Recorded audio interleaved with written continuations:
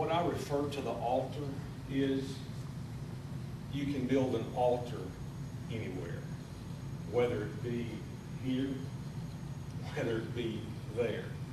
Anywhere someone is praying and they're offering a sacrifice to God, that makes it an altar. That's what makes an altar, is a sacrifice. And we have, over the years, in watching people and observing people, we have disengaged ourselves from the laying on of hands. We've disengaged ourselves from even walking up and praying with people for whatever reason. I see it in my local church.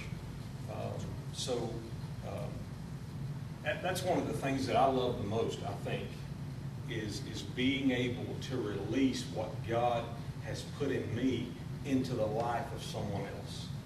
So whenever you hear me tonight talk about the altar, you're going to hear me talk about it being a delivery room. I wish, you need nurses? Anything They're about? not here tonight. Okay, that's fine. That's fine. People, our church has to become a hospital. That's what it should be. It's where people can come in off the street, where people can come in from their everyday life and receive healing, receive deliverance, receive comfort. And we have got to create that for them. We've got to create that atmosphere for them. So, delivery room. Whenever you think, okay, we've got some ladies that have children. Remember the delivery room. I mean, you just wouldn't want any Joe Blow off the street coming in and working on you, would you? No, you want a doctor. But you don't just want a doctor, you want a specific type of doctor. Correct? All right.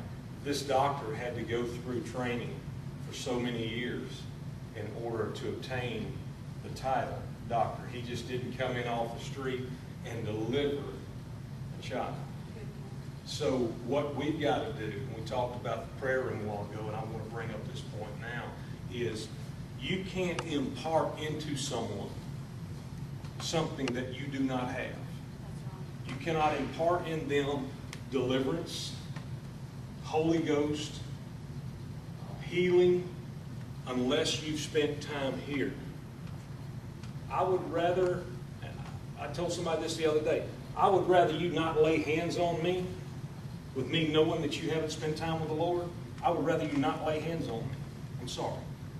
I don't want somebody just coming up and laying hands on me and praying for me. I want to know that whoever puts their hand on my head, or whoever puts their hand on my chest, or whoever speaks life into my ears, I want to know that they have spent time with the Lord in a prayer room before they've even walked into the sanctuary.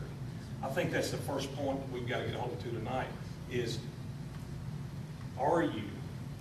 have you spent time with the Lord prior to walking in these doors? Or are you living in a constant state of prayer? The Bible talks about constant state of prayer, meditating all the time. He said he'd keep the perfect peace whose mind is stayed on him. God is going to open up opportunities for you, and I'm fixing to get into what I want to talk about, but God is going to open up opportunities for you on your workplace, in the grocery store, at Walmart. Remember, an altar can be anywhere. It doesn't necessarily have to be up front. God's going to open those doors.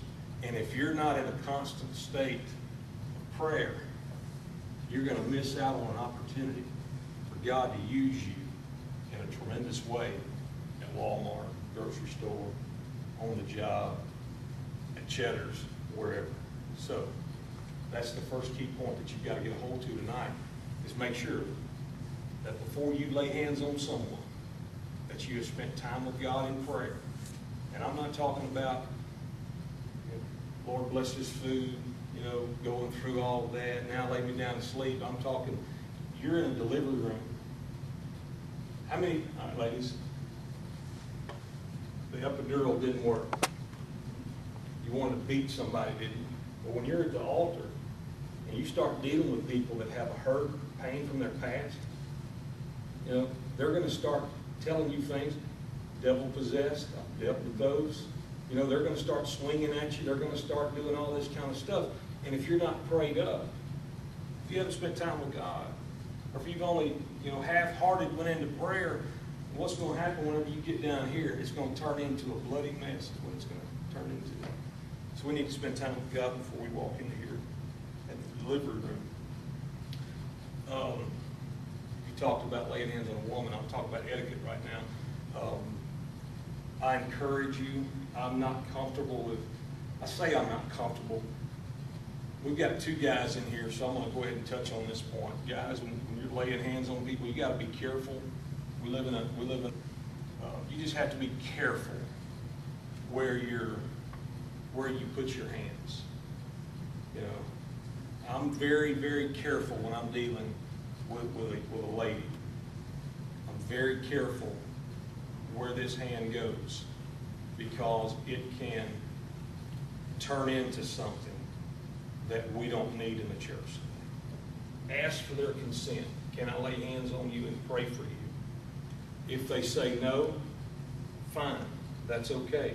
You will continue praying for them. If they say yes, man to woman, I always take my right hand. I never close, or I try not to ever close, because I've got pretty strong hands, and if I reach over and grab you, I can drop you, or I can make you have a headache more than I can anything else. So I try to take these three fingers and just lay on top of your head, just like that. I'm very careful with my other hand. I try to keep it down by my side, at all times. That way I'm not giving an illusion that I'm trying to, hug you or love on you or anything like that. It's very important on etiquette in praying with someone at the altar of the opposite sex. Next thing that I do is, before I ask them if I can pray with them or lay hands on them, we have to know. This is probably the biggest mistake someone at the altar will ever make. Take note of this. What would you like for me to pray for you about? That's the big No. That's the biggest mistake that we make by not asking. How many times have you walked up to someone and asked them, what would you like for me to pray for you about? Almost 9 times out of 10, we just walk up, lay hands on them and start praying for them. This happened to me, and this is why it's such a pet peeve of mine, is because I was new in the church, probably, a couple of years. Holy Ghost was moving on me. I moved down to the altar, and I had my hands lifted up, and I was crying and just praising God, speaking in tongues. And I had a guy in the church, walk up to me, put his hand on my head, and start praying for me and rebuking the spirit of nicotine. I never smoked a cigarette in my life. I've had that happen. Ever in my life. So I backed up from him and said, oh, hang on, dude. What are you doing? It's okay to talk to people up there. There's something else, too, to go along with that. If you're praying with someone, and or if someone's praying with someone and you see them praying and being abusive up there, we don't need to jerk and all that stuff. It's okay for you to walk up to them and say, you need to stop that.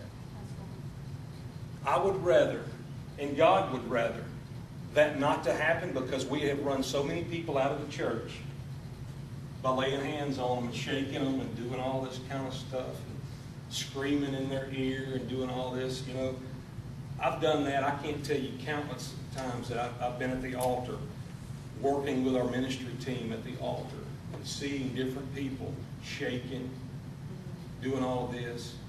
And it's up to us, the leaders of the church, to walk over to them and say, hey, look, man, you got to cut that out. Back up. I've literally moved someone out of the way. I've moved the ministry team leader out of the way and told him to stop praying for this person because of that. And that's okay.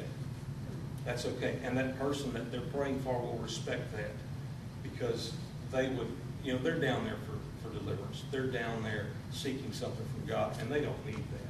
So it's important that you communicate with the person that you're praying with at the altar.